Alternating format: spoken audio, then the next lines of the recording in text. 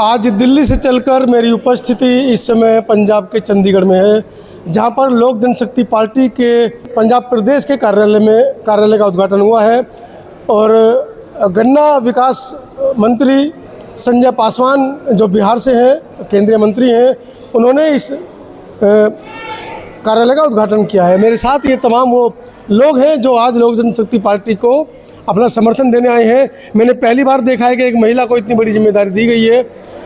पंजाब प्रदेश की legal head बनाया गया है खुशबू मिश्रा को, वो मेरे साथ हैं।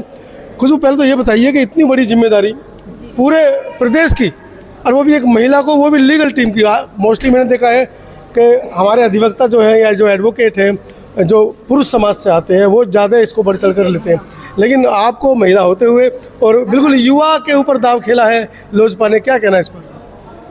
अगर लोजपा जी ने हमें ये मौका दिया है, श्री चिराग पासवान जी ने मौका दिया है, तो मैं अपने काम पे बखूबी खरी उतरूंगी। चलिए, पहले तो अपने बारे में अपना परिचय हमारे थोड़ा सा आगे जाइए, एक बार अपने बारे में हमारे दर्शकों को परिचय दीजिए। कहाँ तक शिक्षा है, क्या किया है आपने? मैं एडवोकेट खुशबू मिश्रा पंजाब हरियाणा हाई कोर्ट में प्रैक्टिस करती हूँ। जी, और होशियारपुर में भी प्रैक्टिस करती हूँ। तकरीबन पंजाब के सारे शहरों में भी जाती हूँ, बेल्स मैटर्स, ट्रायल्स मैटर में भी जाती हूँ। तो मैं हर जगह मैंने घूम के ये देखा कि हर जगह पे मैं देख रही हूँ कि चलिए 30% आरक्षण तो हमें मिल ही गया है वकीलों के कागजों में वकीलों के क्षेत्र में जी। बार एसोसिएशन के इलेक्शन हो या बार काउंसिल के इलेक्शन हो, तो उसमें 30% लेडीज ही आएंगी। तो अब ये हमारे इलेक्शन में भी, संसद में कब होगा ये? संसद में भी आएगा जी। ये चिराग पासवान जी हमारे राष्ट्रीय नेता जी हैं, तो ऑब्वियसली होगा। और इतनी महिलाएं हैं, इससे आप अनुभव कीजिए क्या हो सकता है। चलिए, अभी आपको जिम्मेदारी मिली है और महिलाओं ने शिकायतों के अंबार यहाँ लगा रखे हैं। किस किस तरीके की शिकायतें आपको बता रही हैं? देखिए, ये सबसे पहले अपने घर से, रोजगार से, इन चीज़ों से जूझ रहे हैं। इनके बच्चे हैं, शायद इन लोगों को पता नहीं होगा कि 5 किलोमीटर के अंदर कोई भी प्राइवेट स्कूल है, आप वहाँ पे अपने बच्चों की एडमिशन कराइए। ये हमारे सुप्रीम कोर्ट की गाइडलाइंस है, ये हमारे हाई कोर्ट की गाइडलाइंस है। इन सब चीज़ों के बारे में अवेयरनेस की बहुत ज़रूरत है। और आप कह रहे हैं ना कि किसी के पास घर नहीं है या रेंट पे रह रहे हो, तो उसका भी समाधान है।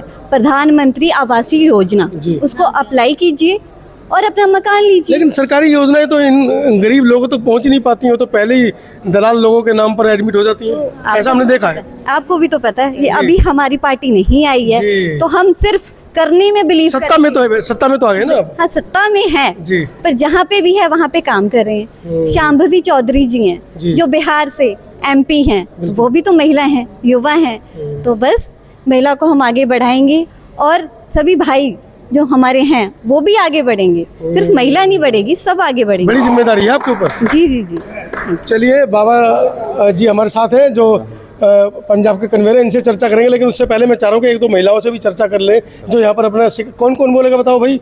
अभी बहुत चिल्ला रहे थे। हाँ, आइए मैडम, आइए, बताइए, परिचय दीजिए अपना, थोड़ा आगे आ जाइए। छोड़ दीजिए। हमारा नाम है, सब छोटे भाई परिणाम का सब खुशनमा। और जो है ना, जो जितना होशियारपुर में कांड हो रहा है, जितना पब्लिक लीडर जीत रहा है, कोई आगे गरीब आदमी के संजोग नहीं कर रहा है। जो रास्ते पे गिरा है, जो लुल्ली बेंगा है, जिसको चल नहीं पाता, उसको संजोग दिया जाओ। जिसको किराया मकान नहीं पर चलता है, उसको ज़मीन दियो। जिसको ज़मीन नहीं है, उसको घर द्वार मकान हर चीज़ के संजोगी बनाओ। दिल्ली में तो मकान तोड़े जा रहे हैं। बारिश का मौसम है। रेखा गुप्ता जी इस समय बनी है नई सीएम, और उन्होंने हजारों मकान तोड़ दिए बारिश के चलते। तो हम तो लोजपा से हैं, तो आप बीजेपी का सवाल हमसे मत पूछिए। नहीं, मैं तो मतलब एक तरफ तो वो सीएम है, तोड़ रही हैं, आप सीएम होंगे तो आप क्या करेंगे, मेरा ये कहना मतलब है। देखिए, जितने भी गरीब तबके के लोग हैं, उनके लिए हर जगह से घर, मकान, पानी, हर चीज़ की अवेयरनेस होगी और वो उनको मिलेगा भी। चलिए, एक महिला शिक्षित होती है तो पूरे खानदान को शिक्षित करती है, ये कहना बाबा साहब डॉक्टर अम्बेडकर का था। अब दूसरे बाबा हमारे सामने खड़े हैं। वर्तमान के क्या रणनीति है चुनाव जीतने की?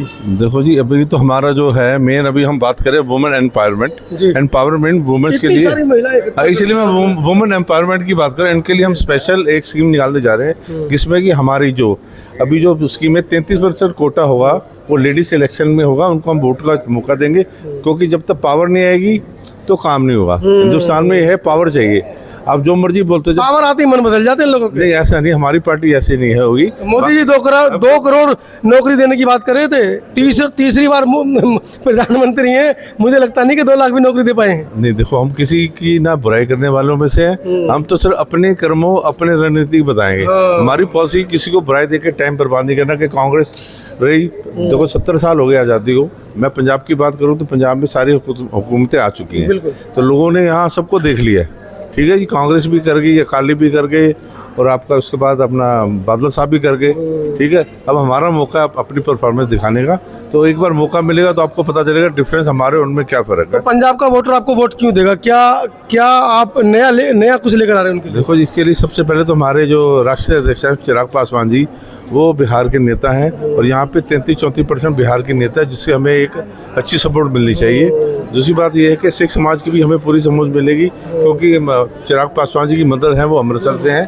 तो अमृतसर में जो अमृतसर में हमारे उनके नानके हैं, तो वो भी हमें एक अच्छा सपोर्ट मिलेगा सरदारों का भी। तो दोनों को मिलाकर देखा जाए तो हमारी विन विन पोजीशन है। तो हमें नहीं लगता हमें कोई ज़्यादा मेहनत करनी पड़ेगी पंजाब में गवर्नमेंट बनाने के लिए। चलिए, एक कहावत आपने सुनी होगी, जिस ओर जवानी चलती है उस ओर जमाना चलता है। 2 जवान चेहरे हमारे साथ में हैं। SC/ST राष्ट्रीय माफ कीजिएगा पंजाब SC/ST प्रकोष्ठ आप उपाध्यक्ष हैं। हाँ जी। परिचित, क्या कहना है? नौजवान हैं आप और इतनी बड़ी जिम्मेदारी आपके कंधों पर है।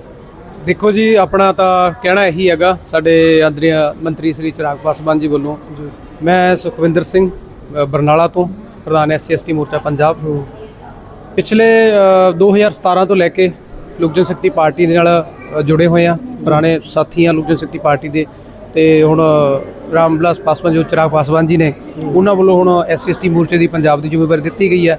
ਤੇ ਅਸੀਂ ਜੋ ਜ਼ਿੰਮੇਵਾਰੀ ਦਿੱਤੀ ਗਈ ਆ ਨੌਜਵਾਨਾਂ ਦੀ, ਤੇ ਨਾਲ ਦੀ ਨਾਲ ਜੋ ਵੋਟ ਹੈਗੀ ਆ, ਤੇ ਨਾਲ ਹੀ ਜੋ SC/ST ਦੀ ਵੋਟ ਹੈ ਉਹ 38% ਬਿਲਕੁਲ ਹੈਗੀ ਆਬਾਦੀ ਹੈ ਜੋ ਦਲਿਤ ਸਮਾਜ ਦੀ ਭਾਈਚਾਰੇ ਦੀ।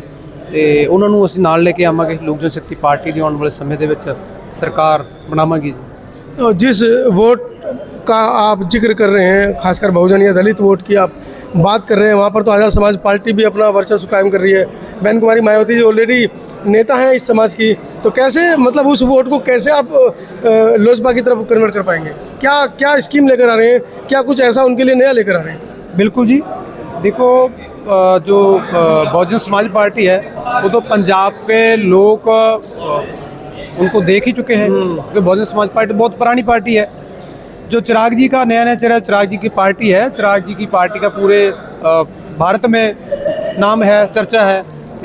जो चिराग जी का पार्टी का जो मिल रहा है ना, लोगों का समर्थन मिल रहा है, समर्थन मिल रहा है। आपको लग रहा है कि समर्थन मिल रहा है? समर्थन नहीं मिल रहा तो ये कहाँ से आएंगे, ये बताइए। नहीं, मेरा सवाल है दर्शकों के लिए, या दर्शकों की तरफ से मेरा सवाल है। जी।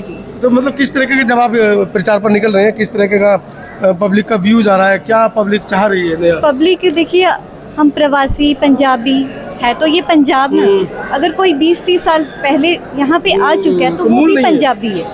हाँ, वो अपने देश के हैं, अपने स्टेट के हैं, अपने स्टेट के हैं, इंडियन तो है ना, भारतीय तो है ना, तो भारत माता की जय, तो सभी बोलिए। That's it.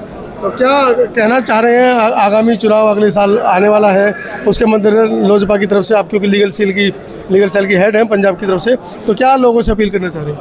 मैं लोगों से अपील करती हूँ कि आप अपनी वोट को 1000 रुपये में मत बेचिए, अपनी वोट की वैल्यू को समझिए। अगर एक अच्छा विधायक, एक अच्छा MLA, एक अच्छा CM आएगा तो हमारा पंजाब बहुत अच्छा होगा।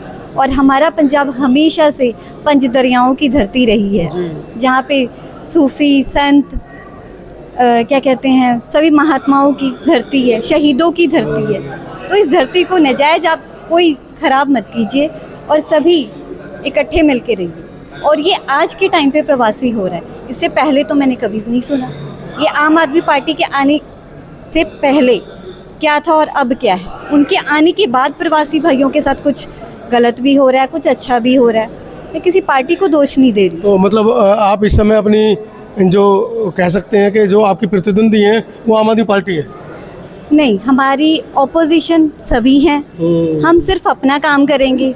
हम ये नहीं कहेंगे कि आप हमें वोट दो फिर हम कुछ करेंगे, आप हमें काम दो तब आप वोट दे दीजिए। चलिए, पंजाब में लोजपा की लोक जनशक्ति पार्टी की जो बाढ़ दिख रही है, और जिस तरीके से लोग प्रचार प्रसार में लगे हैं, और आज एक ऐतिहासिक काम हुआ है कि गन्ना जो अधिकारी जो गन्ना जो हमारा उद्योग है उसके कैबिनेट मंत्री के माध्यम से आज इनके कार्यालय का उद्घाटन हुआ है। सारी खबरें आप सुबह से देख रहे हैं। पूरी वीडियो के बारे में क्या राय है, क्या लोक जनशक्ति पार्टी पंजाब में पैर जमा पाएगी, अपने कमेंट इस वीडियो में ज़रूर दीजिएगा। धन्यवाद।